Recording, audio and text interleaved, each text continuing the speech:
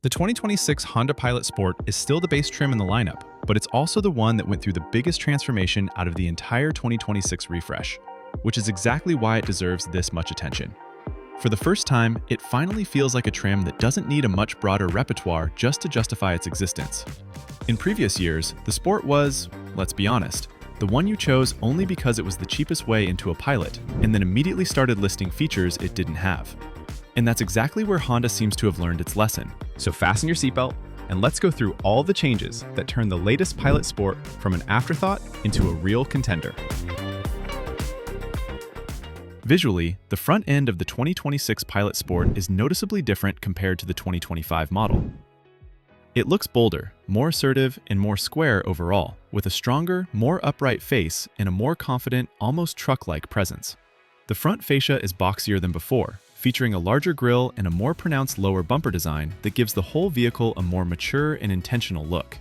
It simply feels more solid and more purposeful, like Honda leaned into the Pilot's identity as a proper midsize SUV rather than trying to make it look soft or car-like.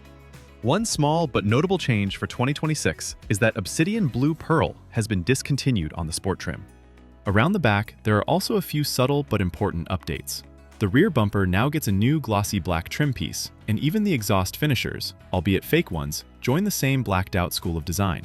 One of the biggest complaints about the old Sport was the lack of a power tailgate, which, for a vehicle that's literally marketed toward families with kids, strollers, groceries, sports gear, and everything in between, was honestly hard to defend.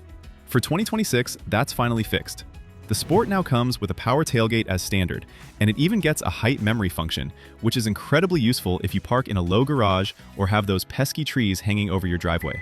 You set the max opening height once, and the tailgate remembers it. No more accidental roof meets trunk situations. The biggest transformation is in the tech. The instrument cluster is now over 10 inches wide, fully digital and customizable. You can change layouts, data styles, and even the overall design theme. And now, it also shows full navigation maps and turn-by-turn directions right in front of you. So you can have navigation in the cluster while keeping something else, like music or apps, on the main screen at the same time. Your driver profile remembers your preferred layout, so when you get in, the cluster looks exactly the way you like it. The center screen is an even bigger leap. The old Sport had a 7-inch display, which felt outdated the moment you turned it on. The 2026 gets a massive 12.3-inch touchscreen, and it's not just bigger, it's smarter. You now get wireless Apple CarPlay and Android Auto, Google built-in, access to the Google Play Store, and apps like Waze, Spotify, YouTube Music, and more.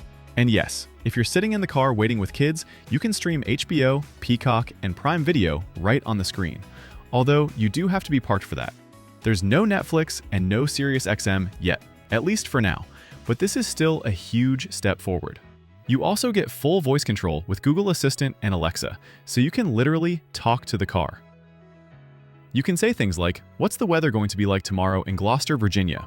Tomorrow in Gloucester Courthouse it'll be cloudy, with a high of 49 and a low of 19. Or, "Take me to Colonial Williamsburg."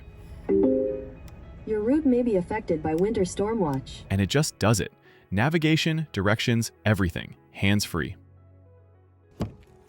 Driver profiles make all of this even better. Each driver can have their own apps, their own logins, and even their own screen layout saved. So if your partner prefers YouTube Music and you live on Spotify and Audible, the car remembers everything: apps, login data, and even their position on the screen. Just look at what happens when I switch from my profile to my wife's. All her apps, their layout, Android Auto, her phone, everything pops up automatically. And like I said before, it even applies to the digital cluster, with all her preferences loaded too. On top of that, you also get Wi-Fi capability, cabin talk that amplifies the driver's voice through the rear speakers for those moments when parents really need kids' attention, and an interface that finally feels like it belongs in 2026, not 2016. Honda also quietly upgraded the audio system. The 2026 Sport now comes with a 245-watt setup and 9 speakers, including a subwoofer, compared to the 2025 model, which had a 240-watt system with 7 speakers, including a sub. On paper, it doesn't sound dramatic, but in real life, it delivers a fuller, more balanced sound, especially for rear passengers. And it's worth remembering that even as a base trim, the Sport still comes very well equipped. You get remote engine start, smart entry, blind spot indicators, a power driver's seat, heated front seats, and 3-zone climate control. All standard, just like last year. So the fundamentals are already strong before you even start talking about what's new. Now, to keep things honest, the Sport is still a base trim, and there are a few things it doesn't get. There are no parking sensors, no memory driver's seat with linked side mirrors, no wireless phone charger, and still no sunroof. So if those are must-haves for you, you're clearly looking at higher trims. But considering everything Honda added, the Sport is no longer a bare minimum option. The 2026 Pilot Sport is finally a base trim that doesn't feel like a compromise. It's a real contender for budget-conscious families and for buyers who prefer practical cloth seats but still want modern tech. And when I say budget-conscious, I mean it. The Sport now costs dangerously close to a top CR-V. But this time, you're not giving up technology. With bigger screens and nearly the same entertainment and smart features, the choice becomes less about tech and more about how much space and engine you want for your money. The same logic applies when you compare it to something like a Passport RTL. The Passport feels more premium, but it's still a 5-seater, while the Pilot Sport gives you a third row and a lot more space with a very similar tech experience. And yes, price matters. The 2025 front-wheel drive Sport started at $41,695. The 2026 starts at $43,690, and all-wheel drive adds $2,100. But here's the real takeaway. This is no longer about getting the cheapest Pilot. It's about getting the right one.